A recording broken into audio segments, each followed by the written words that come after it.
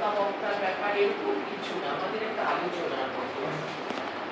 একদিকে শুভাদিত্য ফোন করে বলেছে, জানি তো আমি মাঝে মাঝেই শুভাদিত্য ফোন করে বলে এই স্বপ্ন দেখলাম, ওই স্বপ্ন দেখলাম। তাহলে আমি এবার তার জন্য বলি, একদিন আমাকে বলছে যে আমি স্বপ্ন দেখলাম জলের মধ্যে সাঁতার দিচ্ছি, জলে। আমি বললাম তোমার নিশ্চয়ই ঠান্ডা লেগেছে, হ্যাঁ তোমার নিশ্চয়ই ঠান্ডা লেগেছে, ও মানে কফ জমেছে আর ঠান্ডা আর লাগবে।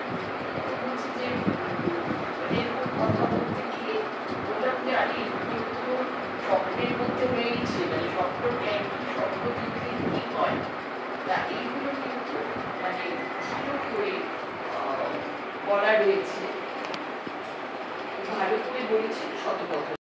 প্রথম তার ঋগ্বেদেও স্বপ্নের কথা বলা হচ্ছে, বলছে দিন রাত্রি সৃষ্টি হওয়ার আগে স্বপ্ন সৃষ্টি হয়েছিল। হ্যাঁ শুনতে পাচ্ছ, দিন রাত্রি সৃষ্টি হওয়ার আগে স্বপ্ন সৃষ্টি হয়েছিল।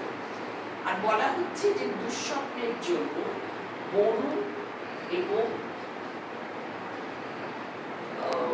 বরুণকে এবং সূর্যকে, আদিত্যকে, বরুণকে এবং আদিত্যর কাছে প্রার্থনা করে দুঃস্বপ্নে থাকার জন্য, থেকে মুক্ত হওয়ার জন্য। অথর্ববেদ কিন্তু স্বপ্ন সম্পর্কে অনেক কথা বলেছে।